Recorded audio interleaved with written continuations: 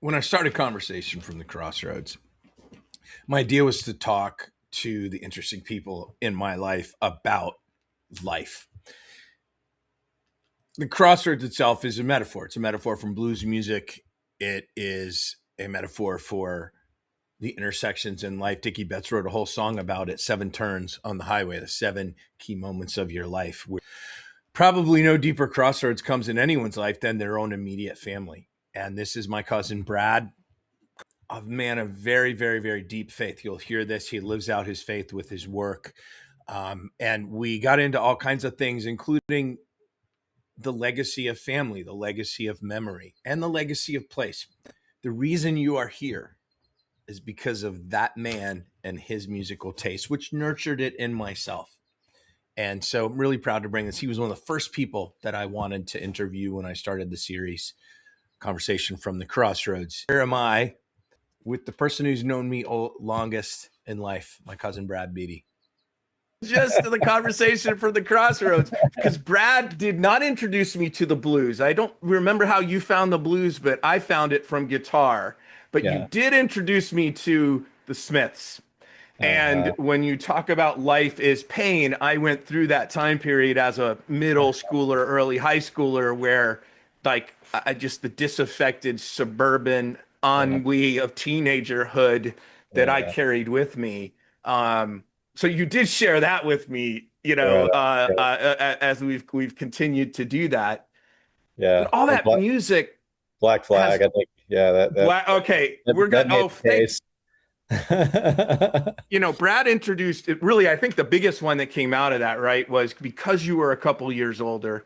Yeah. Like, I think everybody has that older music fan in their world that kind of exposes them. And I remember vividly with you over the years, my mom and dad had a good record collection. It was in really bad shape. But, she had Beatles. He had everything from Hank Williams to Johnny Cash. He had Jimi Hendrix, Are You Experienced, which still blows my mind. Brad knows my dad. None of y'all know my dad, but that man was as straight as could be his entire life when it came to psychedelia. I mean, right. But I remember vividly, I was thinking about all this while I was prepping for this conversation. We would meet up in Lake Wales, Babson Park, Florida, where our grandmother lived. And I remember the radio station from Tampa. What was its call letters? You remember it became their classic rock station, but at that point, there was no such thing. You're like, hey, man, sometimes they play these rock block weekends. Yeah. Like, oh my God, we get 3 Tom Petty songs in a row.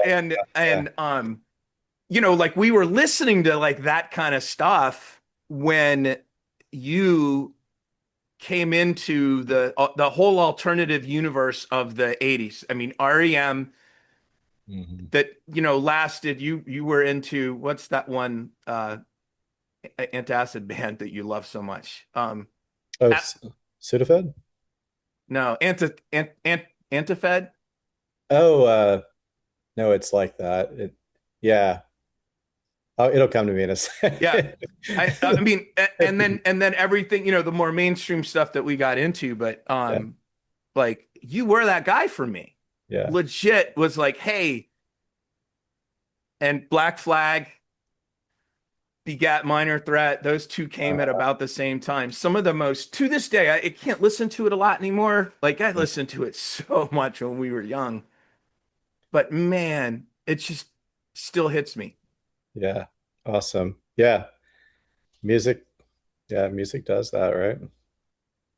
Yeah. Yeah. Talk to me about that. Say more, Bradford. Right. I would not as go as far to say life is pain, but yeah, there are painful parts of life, and music has this, I think we just have this relationship where it heals things that we didn't know needed healing. It does implant some things, but it gives that outlet and that relational connection, which I think is really what leads to healing, right? Is when it's not the music itself so much as the relationships we have through the music, whether it's with the band that we don't really know or the singer that we don't really know, we think we know. But mostly I think, through uh, those real relationships, our friends, our cousins, the people that we share this gift with, and it's transcendent that way. I think it's one of those. I think one of those things. I'm sure that other people claim this, but I think in the South we're really connected to that idea. And it's funny, I agree with you across the board, everything that you just said. You know, the thing about music being this balm, I guess, you've heard me talk about this before, and I've done it clumsily in the past as well. But, I have always had this. I think we're gonna talk. I know we are a little bit about theology because, I want to get into some of this a little bit. But in my case, I was raised with not on our side of the family. So Brad's dad and my dad are brothers. Our grandfather, Robert Lyndhurst Bob, died when we were both actually before I was born. Brad was really little. So our grandmother was kind of our person there. And she's the one that I would say really carried that kind of Southern strain in our family, and music wasn't a big part of her thing at all, which was, and neither was it like when we got together. It wasn't as if we pulled out guitars and sang. You and I went off and did our thing. Um, but for a very typical, what I would say, Southern family, which is that side, the Beatty side of our family, it wasn't that essential to Mm, her. It was to my dad. I can't speak to your pops, but for dad, he got it, you know. yeah, yeah. The story of him staying up on Saturday nights so he could listen to the Grand Ole Opry at 8 years old by the radio. Uh, yeah, I mean that story was she fondly retold that. So I've got to guess that she valued it. Although if you ever heard her sing, it was pretty bad. So maybe that's why we didn't do a lot of sing-alongs. But I also remember driving to your house. She never had more than an AM radio, right? And with my boombox in the back playing the Smiths, and her just kind of being totally cool with that, and just talking about it, asking questions about it, finding it interesting. I got a funny story there in the Nova. So our grandmother had this 76 Chevy Nova. Way too much car for this little old Southern woman who really didn't understand how fast she was going when she was driving. And that car had, if I recall, it was a really ugly, like fluorescent yellow-ish, and it had black Naugahyde, plastic interior.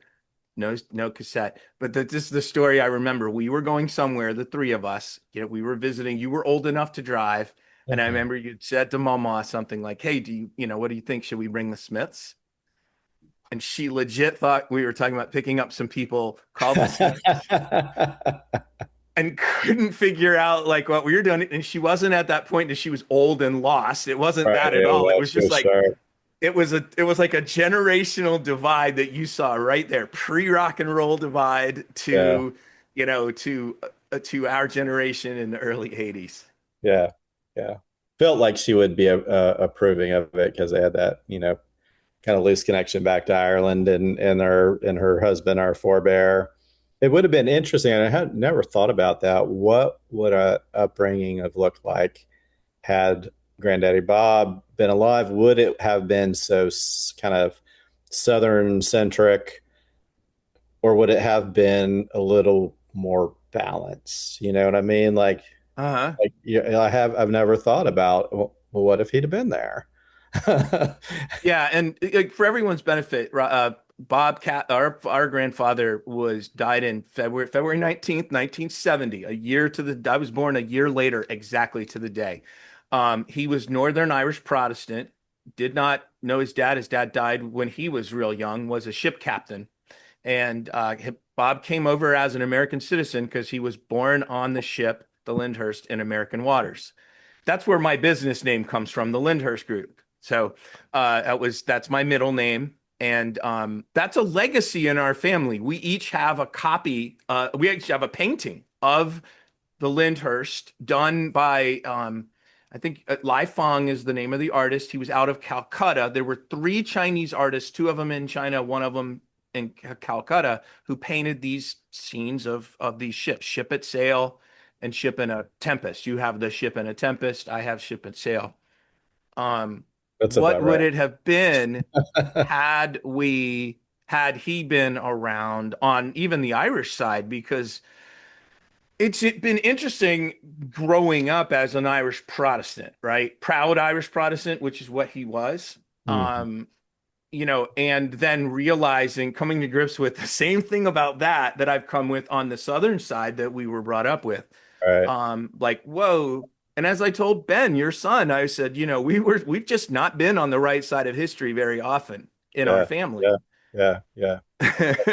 We're the inheritance, our inheritances of lost causes, right? We're this but generation that inherited all this mess of myth and whatever pride, false pride that comes along with, oh, we were we were the this, we were the that. Talk to me about that on let's go with just, Mama. And so our grandmother Anne, born in 1912. I did some math, Brad. Her mother, our great grandmother Laura Rogers Zerno, was born in 18, I think 86, might have been 85. Sounds right. So her parents were either babies or very young children during the war, and they grew up during, sounds like probably Reconstruction. Gigi's parents. Mm-hmm. So we go back, our fathers, our grandmother, her mother, her parents, and their parents to the Civil War. Like that was the generation that experienced it. And we inherited at generation 6 from mama, Mm-hmm. did from dad, a whole bunch from what's around us. Mm-hmm. That you and I've never really talked much about this. No. I've spent a ton of time thinking about it, unpacking it, deconstructing it, writing about it. So, like, what do you got? Well, you've obviously thought about it because you've heard me babble about it a lot. Yeah, I mean, I think how it's kind of worked out in my thinking and in my heart, which I think is probably the more important of those two, um, is recognition of just humility. Like there's the strength of saying that was wrong, they were wrong, I was wrong in holding on to that early on, even though out of my ignorance, but wrong. And I think that pride seems so powerful, right? Rightness seems so powerful and so right, but there's even greater power in just saying, "Gosh, my people really made a mess of this." Maybe by being so exclusive in our past and making a mess of it, maybe that means we should actually look to the margins and try to be more thoughtful about how we build the future. It because the pain that's left behind is for everybody. It's not just for the persecuted, right? It's for the people who are inheritance of um, that that ancestry of persecution and defending things that don't make any sense and had really no real ultimate value, right? I Mm-hmm. mean, we have talked about that of all the people who are flying the battle flag, but they never owned a stick, right? Let alone had any wealth that was built on a slave economy. I mean, it was just a lie.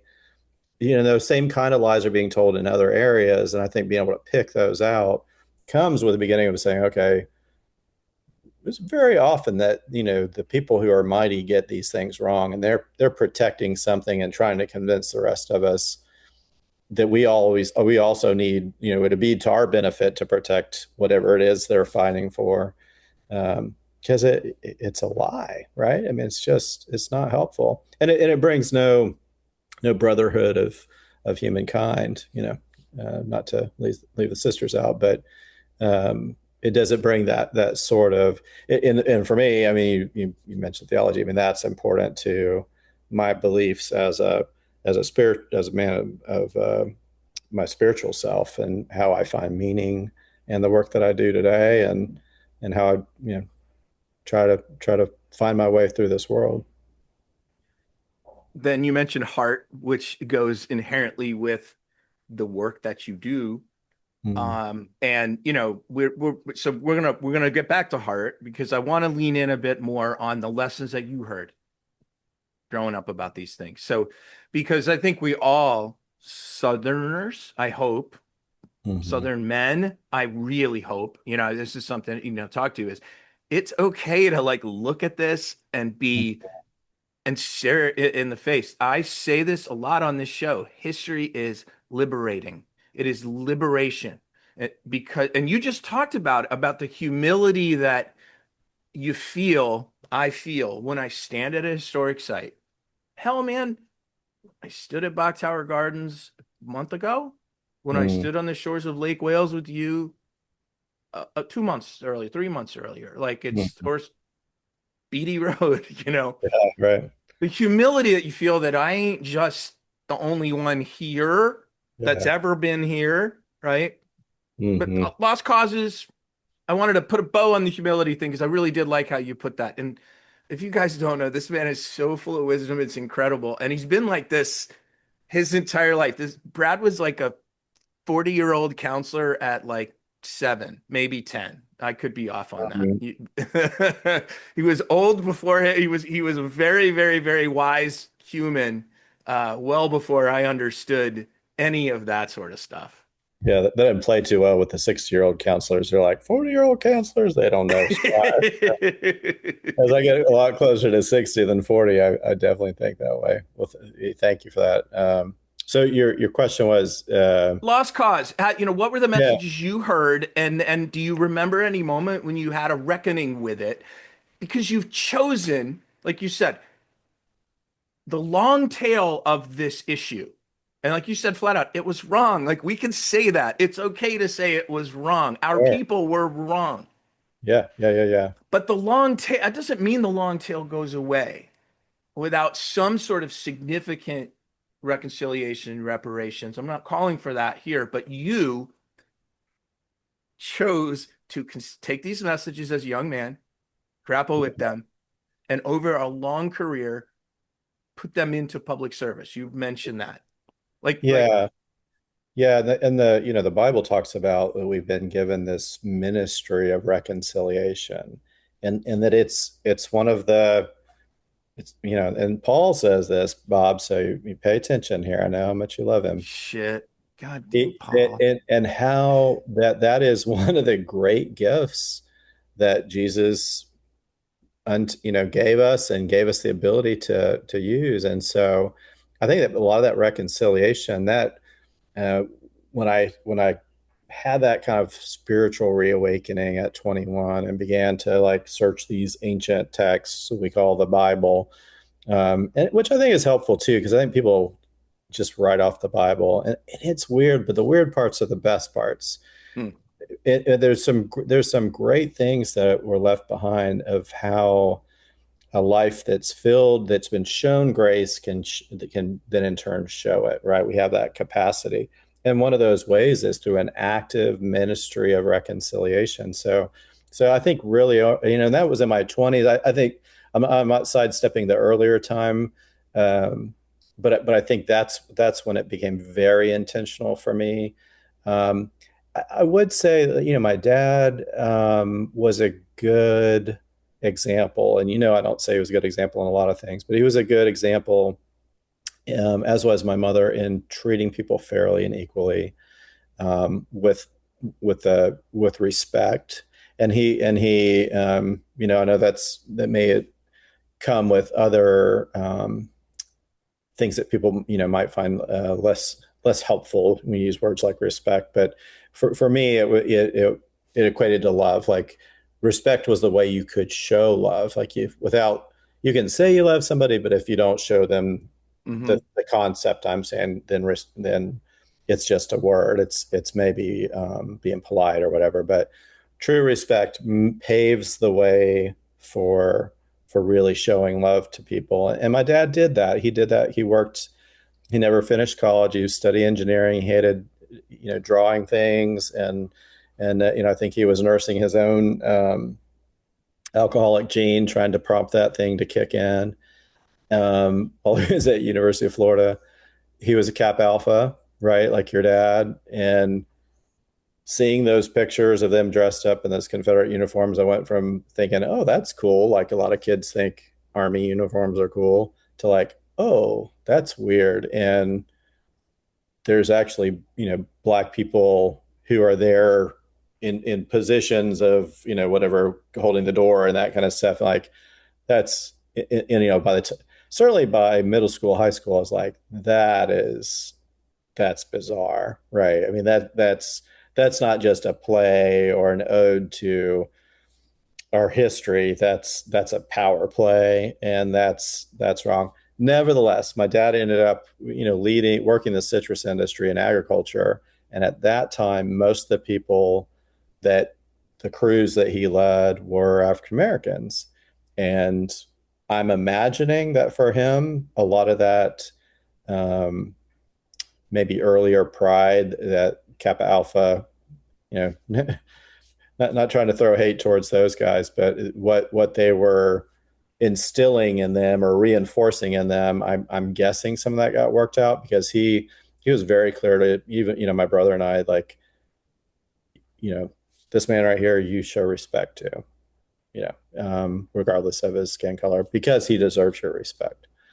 Um, so I think there started getting little tears in the whole lost cause thing, and until the whole thing just fell apart. Like there's not a string to hold this thing together, right? I can remember when you went to Vandy and you didn't pledge, you didn't join a fraternity at all. Was KA at Vandy?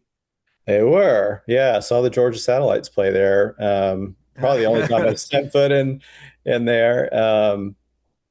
They were. I don't think they were still doing that, but it was very, in terms of doing that, dressing up in the Confederate Yeah, thing, and we're talking. There are photos of both of our dads at the old, what was called the old South Ball. Dad would have been there in the mid 50s. Uncle Mike sometime in the early 60s. They were like 6 years apart, maybe Mhm. late 50s actually.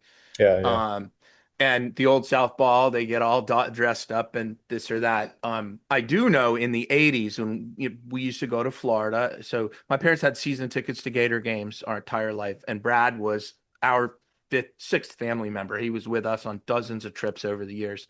And we always went by the KA house for dad to see his old friends. And I can remember every those composite photos, the big ones with everybody in fraternity with the rebel flag behind him in uniform with holding I think a sword. I always thought it was the coolest thing ever, right? right. And the Until you reason did. I asked if you did it, right? I didn't go to Florida, so therefore didn't end up pledging KA but I have a feeling if either of us had ended up there,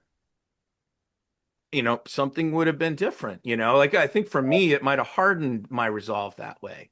Yeah, yeah, Um, yeah. For me, I mean, I was Navy ROTC, so I sort of had my club. tribe club, Yeah. and that kind of punk rock sensibility was like, you know, I remember, don't be a joiner, make your own yeah, path. right, yeah, yeah, yeah, yeah. So both those things really, and Vanny was highly Greek, and so not being Greek, you kind of stood out, and certainly, showing no interest in it, and even, maybe making a disparaging comment now and then, put you at odds. You Which is, stayed in that little in that in the same clique, if you will, that you were in high school, right? Like screw all this shit, which is, I mean, every 80s movie which we adored because that's yeah, who we were at our schools, was like, nah, I don't play this game. I don't that's do right. this shit. Yeah. That's very interesting. I'd forgotten that your dad was a KA. Do you Uh-huh. do you remember messages from Mama about this? I do remember the Confederate Veteran magazine she always got from the UDC. It Uh-huh. was like a gray magazine, always had great photos in it. I remember, the war between the states. We couldn't say Civil War. Right, right, right. You remember, and this is again, so 1912. She is the great great no she yeah great great great granddaughter of the adults during the Civil War. Hmm. Great granddaughter of the adults during the Civil War. Granddaughter of adults during Reconstruction. Daughter of parents who were raised in Reconstruction, if that makes sense. So we're talking her mama's great grandparents were the Civil War generation as adults. Well, and I mean, I hadn't thought about that either, but what the part of Kentucky that they were from, how much would they have encountered? So remember that I think the Rogers side Was is Virginia? is Virginia. So I Yeah. think Okay. so we're talking about Virginia. Corydon, Kentucky is on the other side of Evansville, Indiana, and is about as southern as it comes. I've done Mhm. zero research into any of this stuff. But Yeah. it's interesting. Again, she's like three generations removed from the Mhm. Civil War, but raised with the catechism. Legit, there was a catechism that the UDC put out from Mhm. your great state of Texas, actually, your former state, that said this is what you will teach. And that Texas. was indeed what she spoke. Yeah, yeah. No, and we heard that regularly. I never, I don't remember her being defensive about it. It was the remarkable thing about our grandmother, how engaging she was, even as kids, and how respectful, that she was. And never, did you feel indoctrinated? I did not. No, Um, I felt no. included. I felt educated. She tried to tell a lot about, what what our history was, but she also had those, like you said, that viewpoint where it was the lost cause, the war between the states stuff. Somehow that worked its way in as well. I don't remember her ever saying a disparaging word against anybody, actually. Do you? I mean, maybe as she got older, got a little looser with her, No, no, sir. No. I regardless will of say, ethnicity, race, or whatever. Like, yeah, no, it's interesting as you say that about your dad and my own dad. So dad was an attorney and, had black clients regularly. And I think I've said this before, actually on another interview here, that I think dad felt an obligation to people who were in need if he could help, mhm, and did teach me to shake people's hands regardless of what the inside or outside of their hand looked like, and look them in the eye. And we did have people around mama, our grandmother, and families that were working for, in and around for us, and gave us a chance to um just experience people. I think I in was terms of how we're taught to treat people and think of them. it's just, I don't disagree with you. I think I did see it. I remember one time asking dad about this, about, when I started studying, my awakening was a little later than yours, and it was historical awakening completely. It was graduate school, New South class, fall of 1997, and, just like reading about segregation and the civil rights movement and the lengths that Southerners went to keep Black people Mm-hmm. economically, politically, and educationally subjugated Mm-hmm. made no sense to me at all. Mm-hmm. And it really never did. But Brad, I went to college espousing the bullshit that the Civil War wasn't about slavery. I didn't Mm-hmm. say it to people, but I certainly believed Mm-hmm. slavery was a cause, but not the cause. And I had a class in the Old South in undergrad. And surely, like he said, make no mistake, the Civil War was about slavery. And like the first or second week, and I was like, in my head, no, it wasn't. Right. And, sort of that challenged this initial notion that I had, which, indoctrination, I agree with you. I think that's like, there was not an overt attempt to sit you down in school and do this. But actually, I'll tell you, when you look at the roots of what we inherited from that, the Mm-hmm. inheritance, I call it the crossroads, right? The crossroads of Southern music history and culture. Right now, we were talking about Southern history and culture. Music emerges out of this, right? But what we inherited was a catechism that was written out, and school textbooks were changed and they're doing it again. This is not a timely show. Like, I'm not saying anything about a minute. I will say though, we're recording in spring of 2026, but history is a powerful weapon in the information wars and the information game in the Dream Police, to go back to Cheap Trick. There you go. Nice tie-in. Yeah, thinking back to Babson Park, because I did go to the same elementary school your dad and my dad went to. There was another side of the tracks, right? I mean, we saw that. I just tried to do math. I started our kindergarten in the fall of '72. So integration in Polk County, Florida, anyway, was still pretty new. 1 or 2 years, maybe up to 5. So I started kindergarten with all ethnicities and races, but noticed pretty quickly, like, hey, when I go to see my friend Chad, whose mother was a teacher there, which, just like, God bless her, to think she was one of the first in, and brought her child into that too. But yeah, when I go see him, we'd have to go to this part of town, not that what Babson Park's out of town, this place in the place, that it was different, that I did, typically we did not drive down there. Yeah. So we're sort of that first integrated generation of the new South, or whatever it is. Absolutely, and I can tie it back. I'm going to tie it back very quickly to the Allman Brothers, because of course people are looking for, when is this going to come in, right? But I mean, legit, right? Like, that is the same time the Allman Brothers spring out of the gate from the South, Amazing. integrated, Amazing. and say, not so overtly, they're not the drive-by truckers or the MC5 out of Detroit. They're not waving the banner. And legit, they do later, but they're not waving any banner. They are there to say, like, this is just who we are. This is who the South is.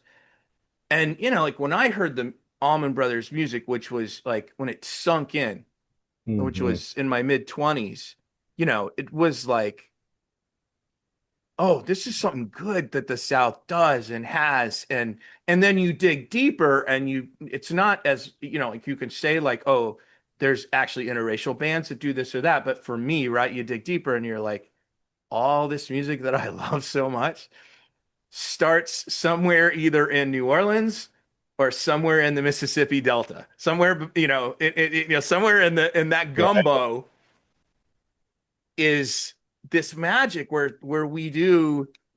And that was it. Like, I heard the music, and this guy knows me, again, better than anybody in this world, right? Life has always, for me, been about, all right, where do I fit in? How do I, sort of find my way without being too much for others and this or that? And music is one of those places that is always, always, always given me that.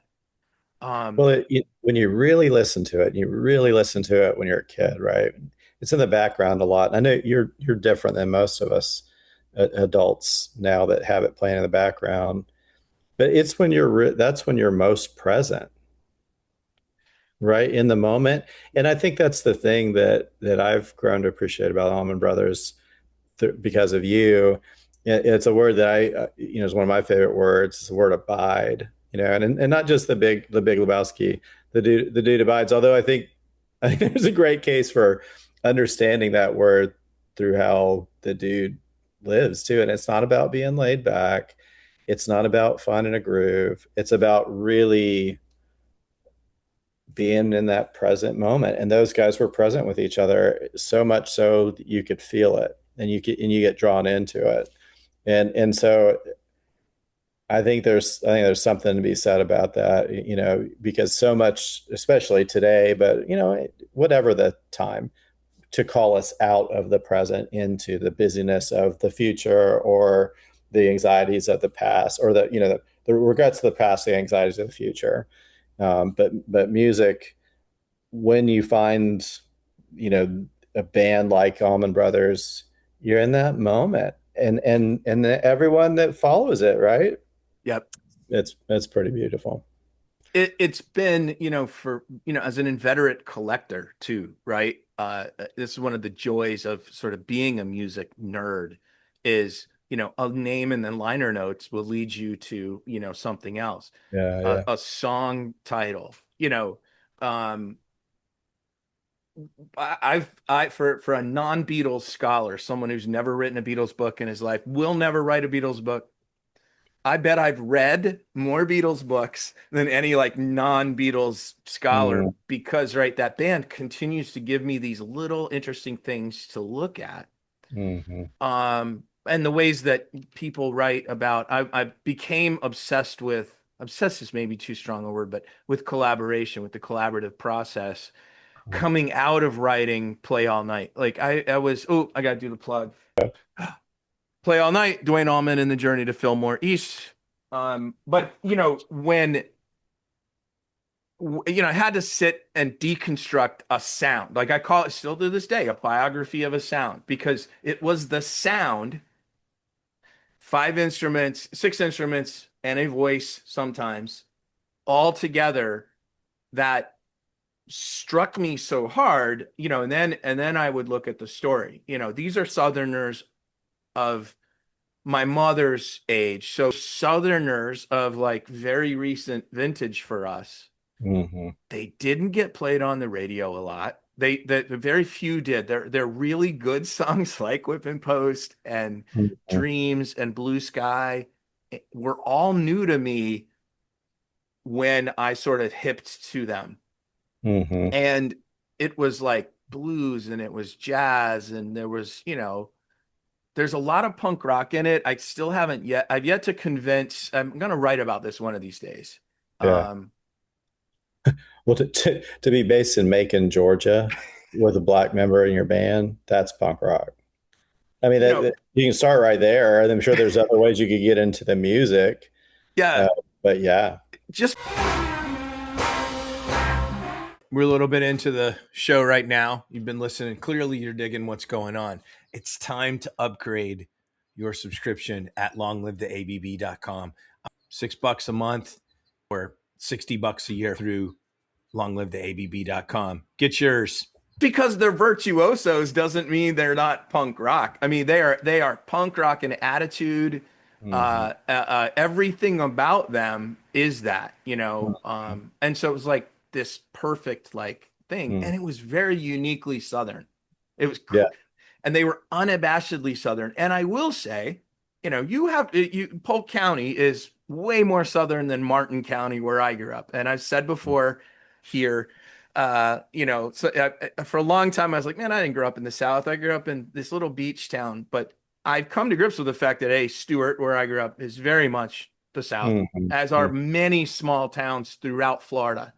Yeah. Um, but Polk County is a little deeper there. More agricultural. Yeah. Just more, and we're not rural anymore. Yeah. Yeah, there was a time in which rural South fit with Polk County for sure. You're being kind of subsumed now into Orlando at one end and Tampa at the other, Well, I sort of mean, growing metropolises. it's the second fastest growing county in the country. So the South, I mean, you were raised the same way to feel like proud being a Southerner, proud of the South and those things.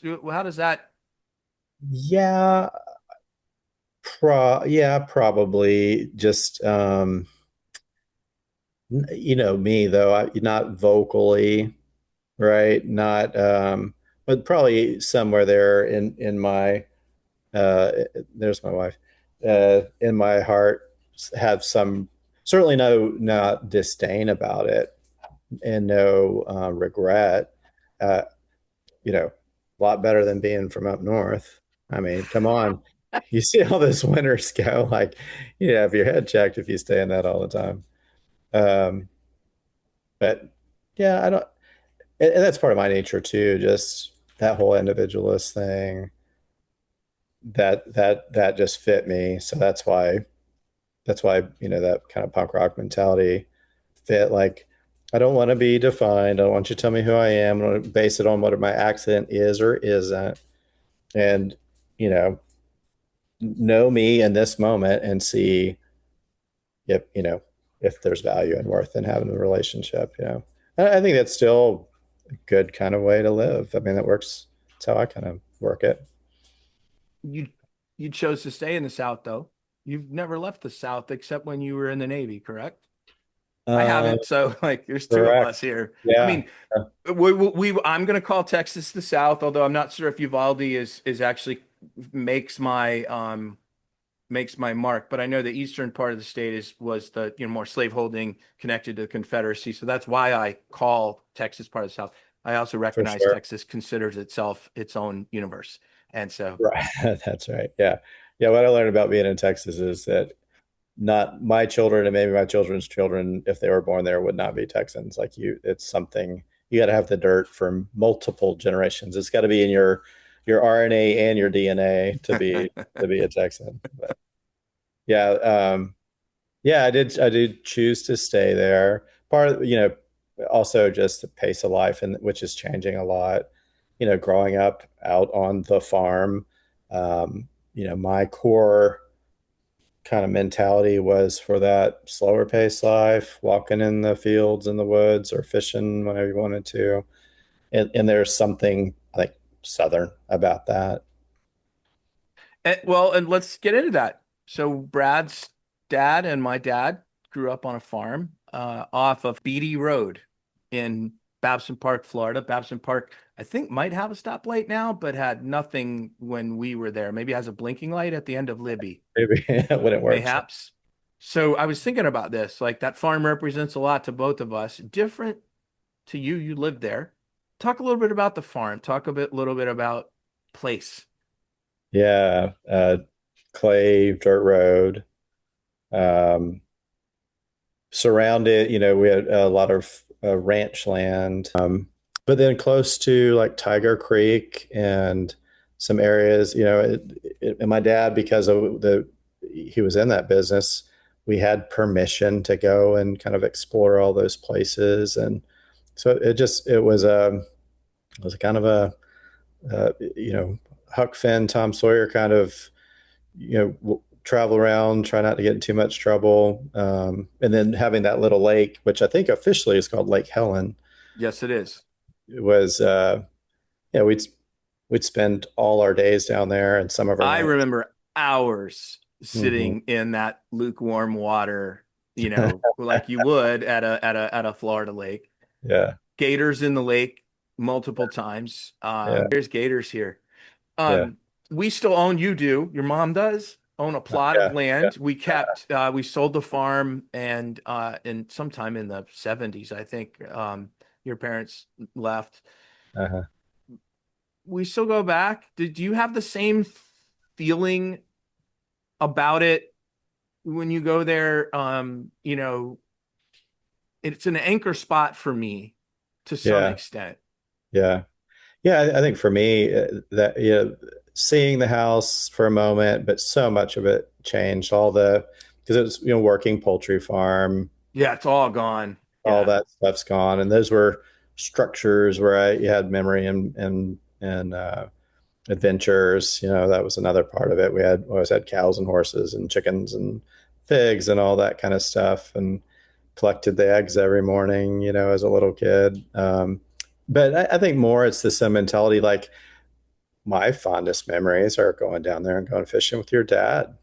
I mean that, or the couple times when we camped out or y'all camped out and we'd meet down there. Like that to me is as important as those things as a little kid. I mean, because the everything's changed, right? Just so much growth. Orange Yeah, there's trees are houses gone. all around it. I'll say, one last piece here. I pretty much visit every time I come there. I don't know, just to, put my hands on the old sod a little bit. But one thing I remember was when my dad passed in 2014. You and I went down there and I took a little Tupperware of dirt.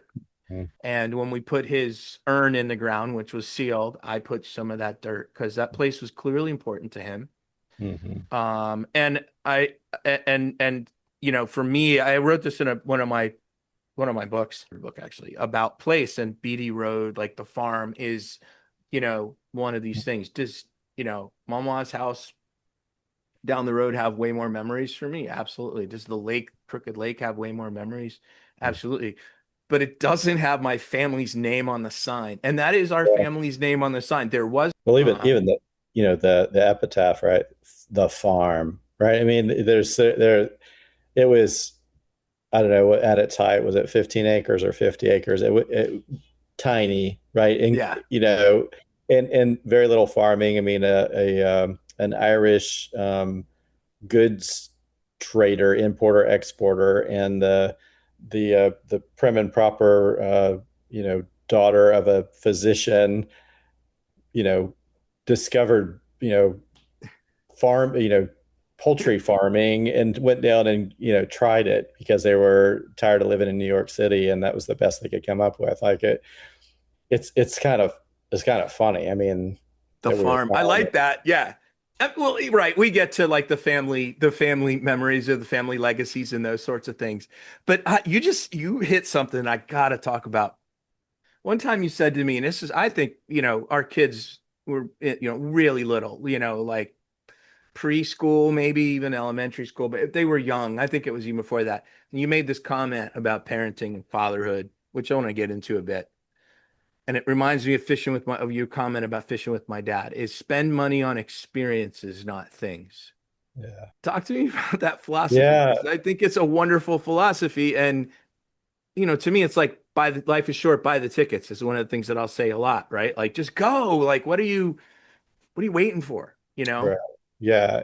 Yeah. And a friend of mine shared that too. He said, like, if, you know, if you can try to stay out of debt, but whatever you do, it, go into debt for just a few things. Marriage counseling, because it's worth it.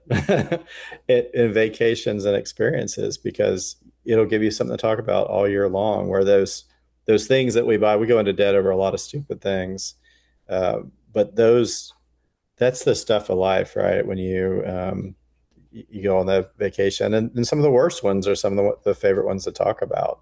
The worst, but just yeah, doing stuff. Uh, it's never there's never regret in that because you're with the people that you're with, instead of trying to accumulate some stuff. I'm definitely, and I think this predates the punk rock stuff, but materialistic stuff. Like I like my creature comforts and I have those idols like the next guy, but it's just not important, right? That stuff comes and it goes. But when you get to spend time with loved ones, like going to the concert in Lake Wales, and having you come down, like that was awesome, man. Plus, we got to see the Truckers and a couple other really good bands. Brad and I, this past year, I went down to the Orange Blossom Review on the shores of Lake Wales. Um, and Brad, I can't even tell you how much that trip meant to my soul. It was really Yeah, important for some reason. And it wasn't because I had pinpointed that I was missing something or looking for something or anything else. It was just, I suppose I stayed a bit open as a vessel. I appreciated it, getting a chance to come down and stay with you and Amy, and the fact that we had a thing to do that kept us occupied, that we didn't have to sit and bullshit and talk and wear out each other's company, and great music. um Drive By Truckers are a band that I relate deeply to and have, again, not again, 'cause I haven't done this yet, but since writing Play All Night, they were really have come to me as a Southern band, Southerners of our generation, speaking and telling stories that, so having them on the shores of Lake Wales, which is, our fathers went to Lake Wales High School, but the bigger one for me, and this is conversation from the Crossroads. Like, our Crossroads are deep, y'all. Like, we were introduced when he was 2 something years old, and I was 0, like, we go really far back. We're on the shores of Lake Wales. I still can't believe I'm in Lake Wales seeing like real bands at a festival. Like, that's still, it's a you great know, festival. Yeah, still getting over that. and I know I thought it was a little closer. It was probably about half a mile down was the house that you lived in. It was just up on the left. Yep. And this was the house that I brought home my very first record, which was Cheap Tricks at Budokan. We went to the TG&Y in Lake Wales, Yeah, and I man. had my money. I'm sure you bought something cool. Because that was another thing that we did. If you recall, you would buy a record, I would buy a different one, so we knew we had the collection down. Yeah. But I Want You to Want Me was all over the radio, and like here I am standing with my oldest pal, Uh, a family member, and listening to a band that has, and bands, but a band that has really gotten to me. And then, we're sitting there. It was a magical, like, talk about place. yeah, yeah. Yeah, I think the record I bought was one of the live Stones recording, maybe. So there's one for you too. We should talk about this because did you love live records like I did back then? I've always Yeah, loved them. Okay. yeah, So oh we yeah. must have shared that for sure then. Yeah, I mean, you listen to Cheap Trick on the record and then you listen to them live. Different, different That's band, true. right? Yeah. Yeah. That I Want You to Want Me is not a very good single compared Yeah. to, yeah, I forgot about Or like that. or Mommy's all right, Daddy's all right. That's just, I mean, that song's just a little weird. But when it's live, you want to sing along to it. Like I always thought, like, That's, yeah. is this okay? This doesn't seem cool, but everybody's singing along to it, and yeah, but Well, right. Like the other day I was listening to the Cult Electric. I got my records out. I'm organizing some few things and when I listened to the Cult back in the 80s, they were like an alternative kind of band. They would play them at the uh, clubs. That is a rock band. They are rocking and rolling. And this album they has fully embraced it. Uh, yeah. yeah, I wish that I had appreciated some of that more in that music, like how much musicianship was packed into it, like yeah, Johnny Marr of the Smiths. I didn't yeah. but it's weird how songs and melodies work for me. It's all sort of like one big mush.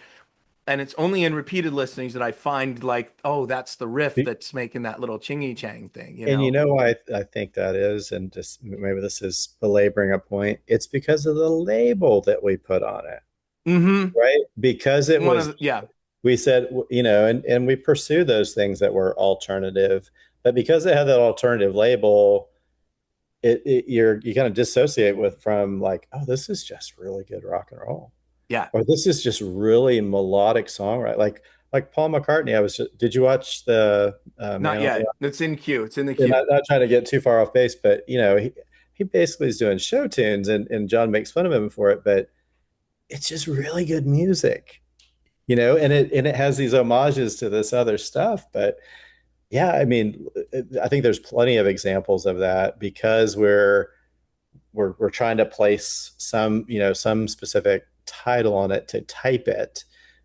so that we can predict what it's going to be and what it's all about, right? Instead of just Yeah. listening to it, because when you really listen to it, you can hear all the things that it is, plus stuff the musician did not even intend to have in there, because I think that's the nature of art. I think all art, and that's my theology, is God breathed, whether or not that artist intended it for me or not, because it's creative and it creates in me something different than you. And I don't know of any other medium that quite does that the same way. Art in general, right? Yes, whether we're talking about the performing arts or the visual arts, certainly, We can have a with we can have a absolutely. discussion and miss each other more than right in our meaning than if we just listen to the same song and Yep. get what we can get from it. I have this theology. This was my like great awakening in the summer 2021, which has to do, you mentioned earlier, with the primary sources, like going back to the ancient texts. So, I go red letter on that case, Jesus's Yeah, words, etc. But the one that like really struck me, and this is so on point here, and it's about creativity and people's expression and this or that, right? Is we have two great commandments in the Christian tradition. Love God, love your neighbor. That's literally those words came from Jesus's mouth. you know, handed down through generations. Yeah. Hard to argue. By loving our neighbor, we are showing God love because that is the reciprocal relationship, man Yeah. made in his image, man, humankind, Yeah. whatever. I like to be gender very non-specific as well. I think that's only right and fair at this stage in life to be, a little broader, but the same token. So art is one of those things. It's one of those things of self-expression, of a way to say, hey, this is how I'm feeling, or this is what I want you to see. This is what I was touched to create it like in this moment. And you're correct. Some of it could be angry art. It could be punk rock. It Yeah. could be a defecation on a painting, which doesn't do anything for me. And I'm not saying it's any good, but like, if art doesn't resonate with me, that is not the artist's fault, because Yeah. that's not the purpose of self creativity and self expression.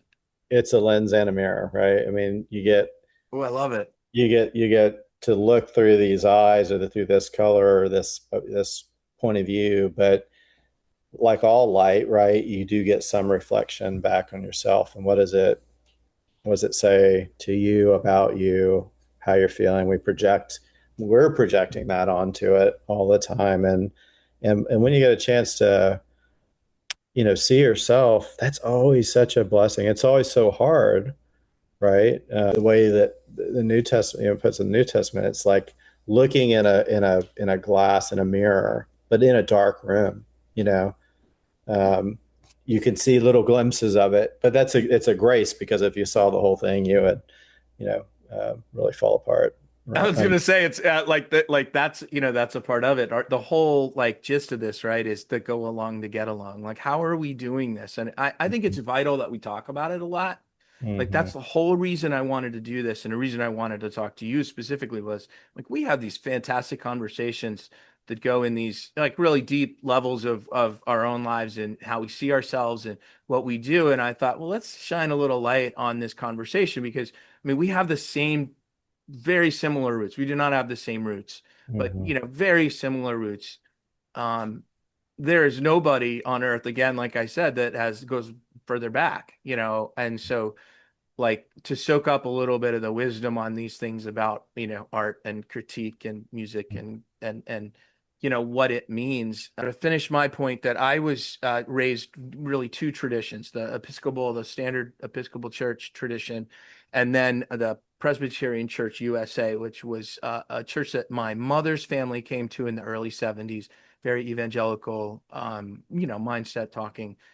And I heard a lot of that on that side, lots of Perform. books, lots of Yeah. movies, lots of terrible music, like lots of guilt, frankly, about, one of the things that I still carry with me to this day, not as much now, but I did for a long time was that somehow music that wasn't Christian by these definitions was somehow bad for me, Yeah. Yeah. Yeah. And I've said this a million times. Like, if the Christian music of the 80s was as good as Led Zeppelin, I've been listening to it, no doubt. Right. I had no issue with where it was coming from. Except for the really super evil stuff. That I did stay away from that. But for the most part, like it Yeah. was Yeah. fun. The inherent like theology of it, which is difficult to understand. And I think you don't have to agree with every doctrine of a religion or a particular church to feel comfortable and feel accepted there.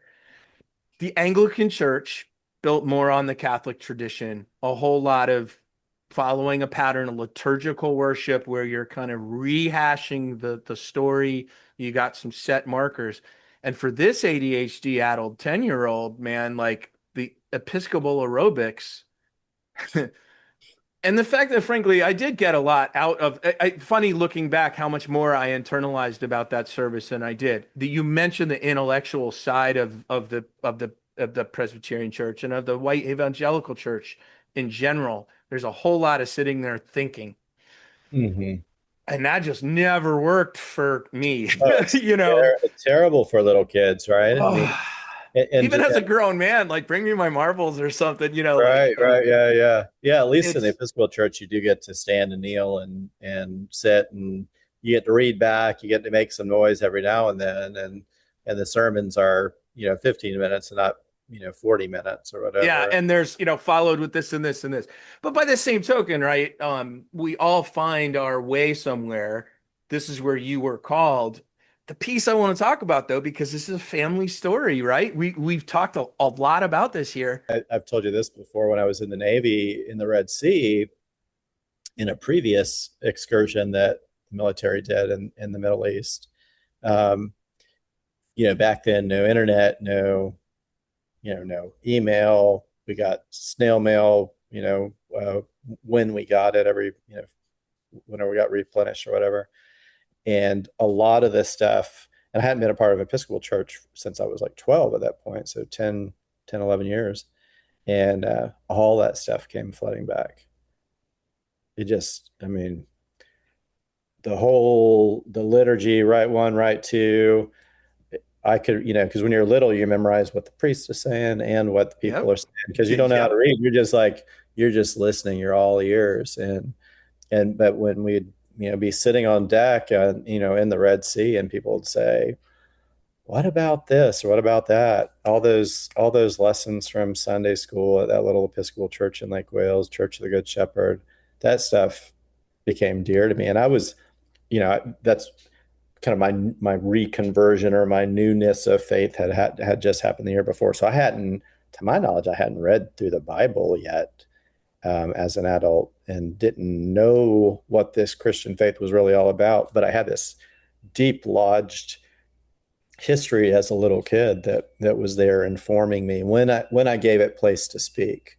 And when, in that quiet place on the bridge, when you've talked about everything else in the world, and then you're done, and you honor the silence, and then I don't know, God starts speaking through that. But and it took me a while even to figure out like what that was until I got back on shore, and I happened to go to an Episcopal church, and I'm like, oh yeah, that's where all this Wow. stuff came from. Wow. Yeah, so That's fan. Wow. Um, that's great. And I really do, I appreciate you sharing too the Presbyterian story because I think it fits again to this, to this idea of what you inherit, what you are allowed that is yours, that is versus something that someone's given you. And I have a very complex relationship with the concept of family, and certainly the parts of it. Um, and I don't carry this burden of history at all with our family. I like you, it's acknowledge it, find the liberation within it, and it drives me. There's no doubt about that. Like, mm, I'm sure there's a Bible verse to this, Brad, but this is probably as much of an aphorism as anything else. Dad, I've got the quote Dad said it when he was interviewed. I think I have the one that was in Mama's house. He was in a newspaper, and all things he did, and it said, like, what's your personal philosophy? And he's like, there are those of us in a position to help others, and mm, it's our obligation to do that. And mm. Make the world a bit better. I, Yeah. I mean, right, like Bach Yeah. Tower Gardens, Bach Tower, that's the first time I ever heard that philosophy in those words. Mhm. It's a continuation of what Dad said. You mentioned heart, and in your work, you founded this amazing organization Mm, in your hometown, Winter Haven, Heart for Winter Haven. And what you're addressing is something really just like the hidden cost of everything we have today, mm. that's just hidden from us, which is the fact that there are way too many people who don't have a place to lay their heads, and way too many children. And we treat Yeah. it as an afterthought. We have not paid attention to it. We've stopped funding it at all levels, across the board. I think you just froze. Oh, there you Mhm. go. Your organization deals with that, addresses it. Talk about Heart for Winter Haven, because the name Heart itself really jumped out at me when you said that. I mean, an hour ago, probably. Yeah. Yeah. I mean, the things that move us, right, are connected to our heart. We spend a lot of time arguing ideas, and there's value in that, right? But what gets us out of bed? What moves us to spend gobs of money, to spend everything if we had it, are the things that we're passionate about. And upon returning home, one of the things I think happened or believe, I said think again, there I go. I felt a love for my city and a desire to see it express the kind of love that I felt um, through God. I think how God showed his love, and sort of that same idea. I've been given this great gift of love. How could I not share it? And so one of our little sayings at Heart for Winter Haven is, you don't have to be a Christian or a person of faith even, but you have to be comfortable with how we share the love of God with other people. If you want to be with us, like, and hang around us, like, just be comfortable with that. And then that's God's business, what he does. We want to show you how we think Jesus really loved. So moving back, I had opportunity to do that. My church was moved by the idea of, if all we do is build a church, but we don't include and increase, help people who are on the margins of society, and if we don't make a mark where people of all kinds would care if we got abducted by aliens or disappeared one day, right? If your church disappeared, would anybody notice? And would they care? And so they might notice, but would they care? So Heart for Winter Haven was a way to kind of show that and help to demonstrate that. And at its basis, we're poverty, about poverty alleviation and developing a community, and showing our folks, connect people, alleviate poverty. But we have this, it's not unique to us, but a kind of an interesting take on poverty, believing it's really rooted in broken relationships.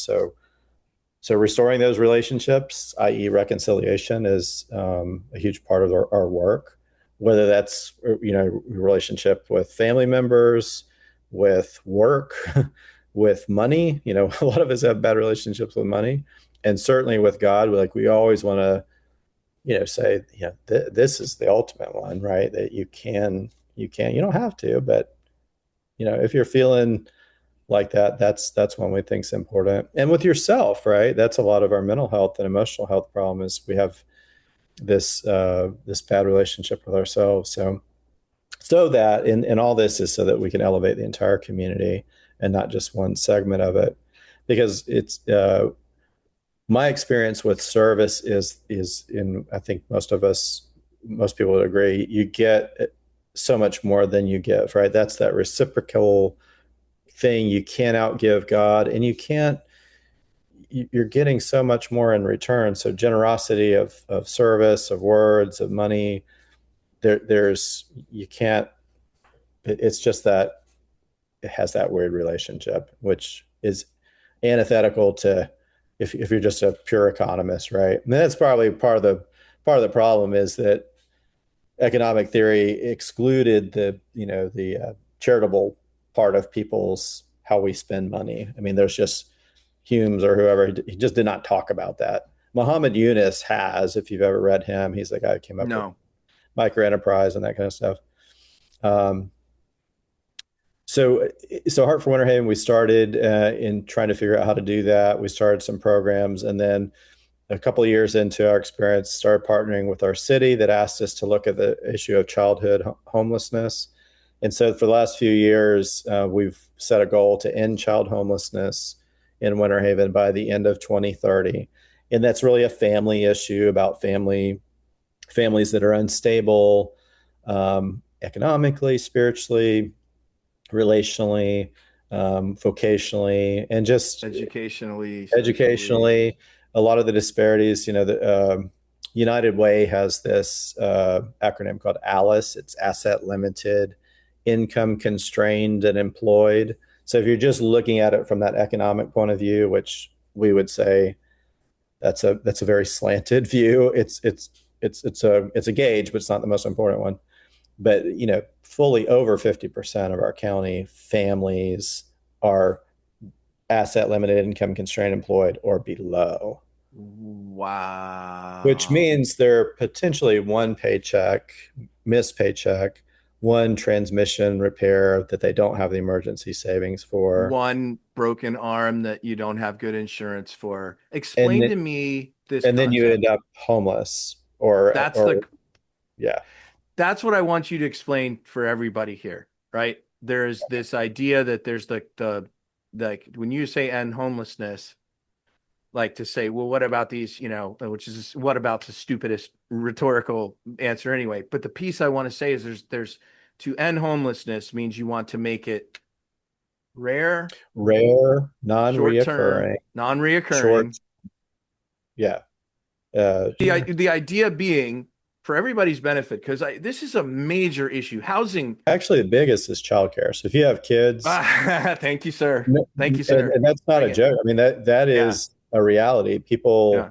spend more on childcare than they do even on housing, but those two together, along with all the other, affordabilities. 50% are on the margin. So you're saying like Mm, homelessness, I think, when I first came to the concept of it, and I think I've mentioned, several of my very dear friends, including you, that do this, the concept of saying it can be arrested, if you will. I'm sorry, a terrible yeah, word, but you know what I mean? Like you we can stop. stop it before it becomes a problem if like I always say, like all it takes is effort. Like we have everything to do It, everything we want to, we just including frankly bomb other countries willy-nilly, which in all honesty, like we can do that and still feed the people in this country. There's no either or under any circumstance in my eyes. Yeah, I don't want to oversimplify and say there's just one thing lacking, but the biggest is just the will, right? If we have the Yep. will to accede to the fact that it's a man-made problem, therefore it's finite. Anything that can be counted is finite. It's not infinite.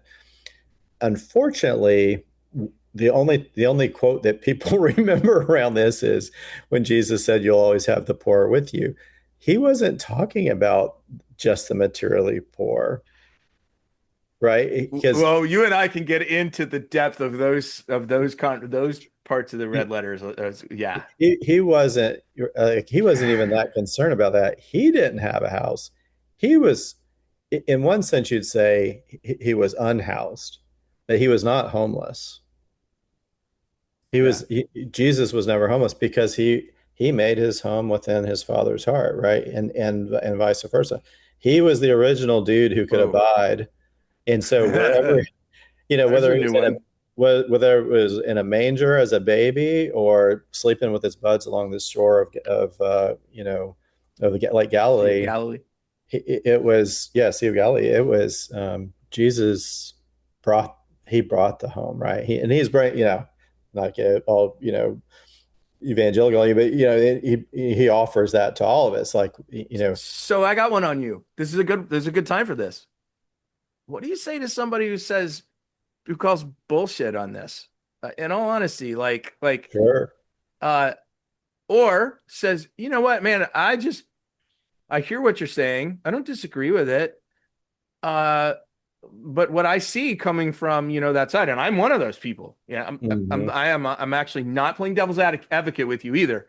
for sure, Like I hear, what is it Gandhi has said? I like your Christ. I don't really much like your Christians, like that. fair I'm sure enough, that's an yeah. apocryphal quote, but really throwing it out there for the benefit of the group. Mm, Because your message doesn't change too much in my eyes.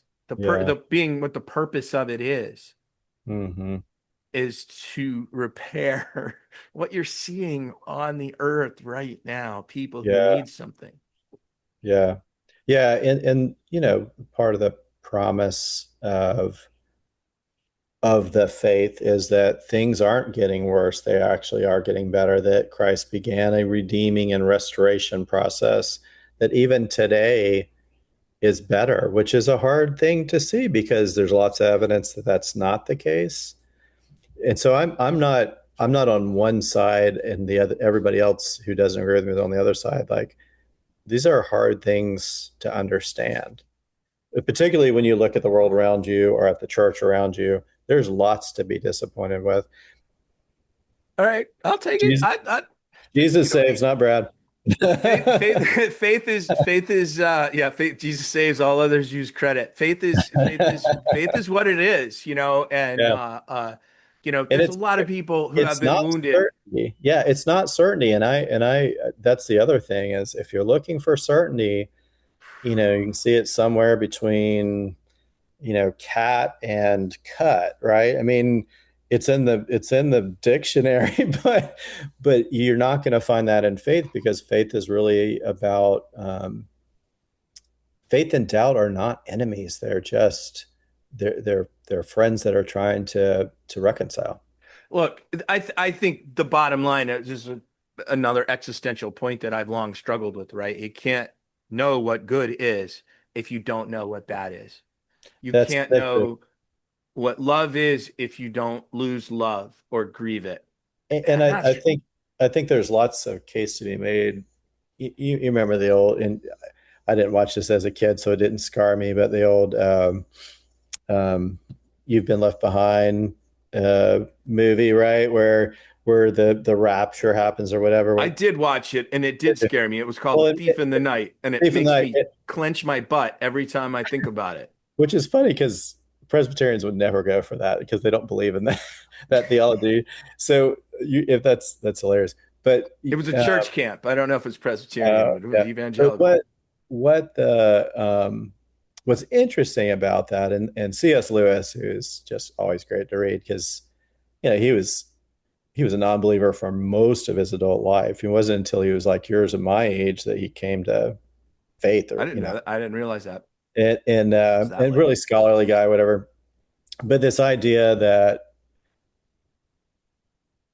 grace can't, God is the bestower of grace, and if grace is absent, you see, and what that old movie was trying to show is what life looks like without the grace of God in it.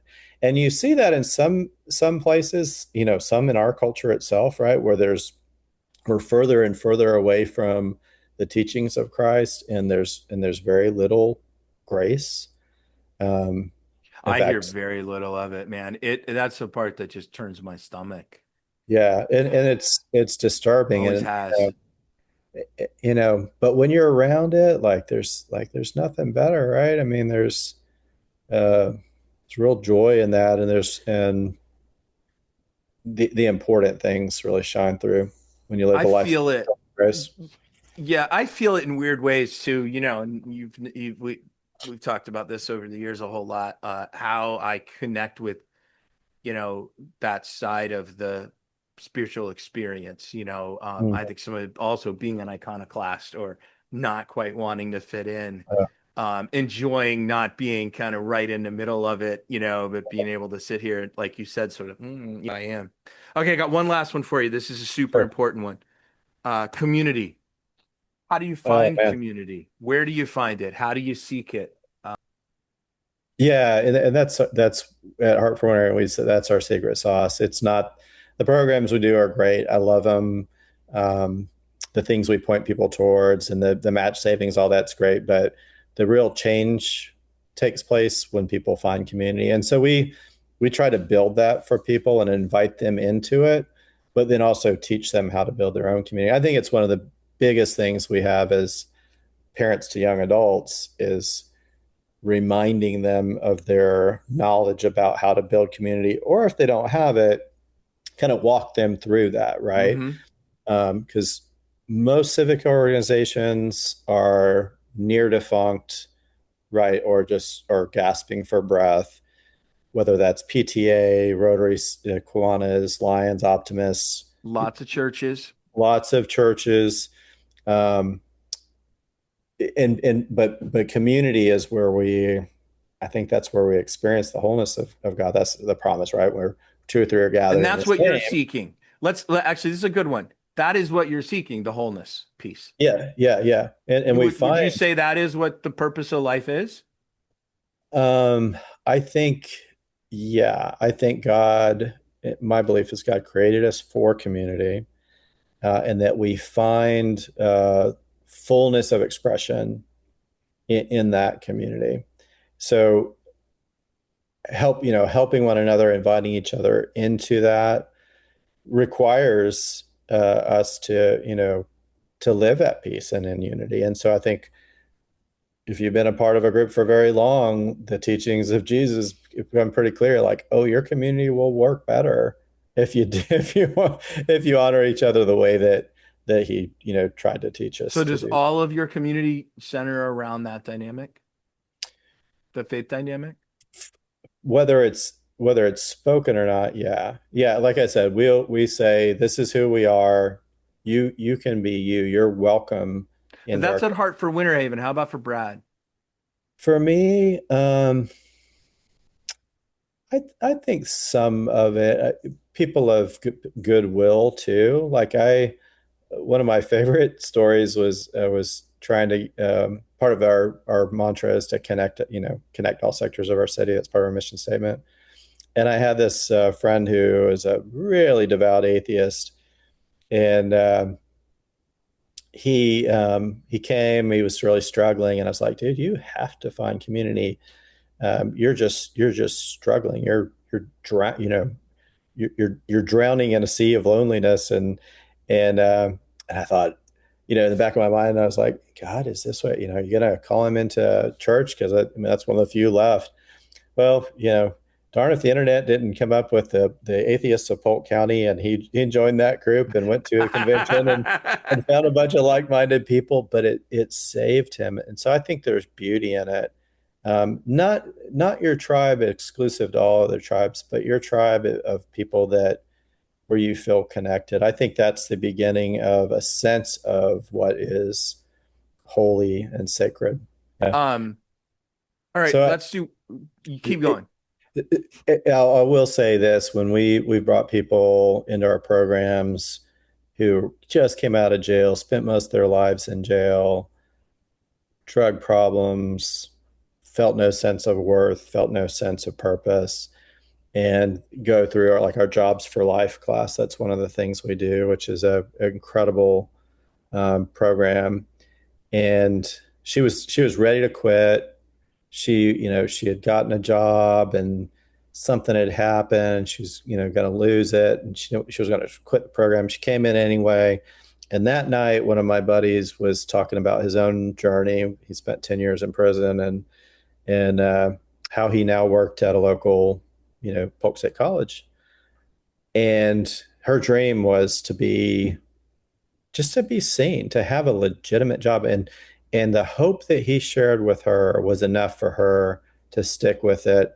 And the day that she got a job, and it was just housekeeping at a local, a Christian university, which was important to her, you'd have thought she'd have won the lottery, man. Because, you know, hope is something that fuels that when you're in community, hope gets passed around, and that's what gives us courage to kind of face the next thing. I think it's not We're, just we got to have that. I mean, that's what was brilliant about President Obama's first campaign, like because people connect to that, and we know it intuitively.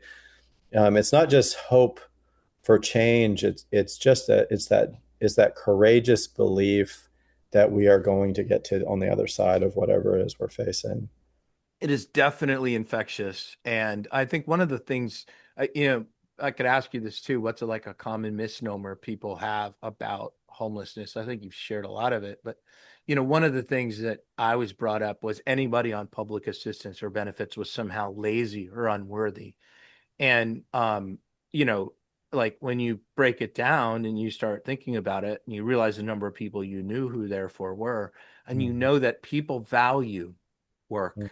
They Mhm. they they don't they don't value sitting on their ass. Some do for sure, but I think it's very, very, very small amount compared to the people who do want to be working and want to be contributing and want to somehow leave a world a little bit better for their kids than they inherited it, you know? Yeah, whatever you think about the Genesis story, one thing we try to really clarify, work is a blessing, and it's not a curse. But many people have been taught that it's a curse, it's a have to, versus it's a way, it's a reason to get up out of bed. It's a way that we worship. Whatever it is you worship, you show your worship through your work, whether Yeah. whether by what you're doing or how you spend the results of that work, right? I work to live. I don't live to work. That was something that we've talked about a lot, Yeah, you and I, over the years. yeah. But yeah, there's the worthy poor concept is sort of, I think that's one of the things, like the kind of that whole Old South myth, that really we got to find a way to destroy that in the public arena, because a lot of us carry that around in really unwitting kind of ways. Um, you know, some, it just ask me, what's your story? Curiosity, right, cures a lot of certainty about how we judge people. And so one of the things I've learned to just say is like, hey, what's your story? What happened? Because it's true, you'll only ever be in poverty if you're on public assistance. That's not great, right? But there's a lot of really good reasons. Some of the good reasons are people just never learned how to value it. They didn't learn that they had access to it. They didn't learn that they had a value to add to the economic ecosystem, which would allow them to benefit from that. They felt left out or were left out. And yeah, all that begins with curiosity instead of certainty. And I would, you know, anybody listening, if you find yourself judging, either the rich or the poor, the working or the non-working, be curious about your own heart. I like that. I like that. We're gonna leave it on that very much. Brad, thank you for this. And I'm gonna It's hit the fun, man. pause. It's Yeah, it always, was good times. yeah. It was a good time.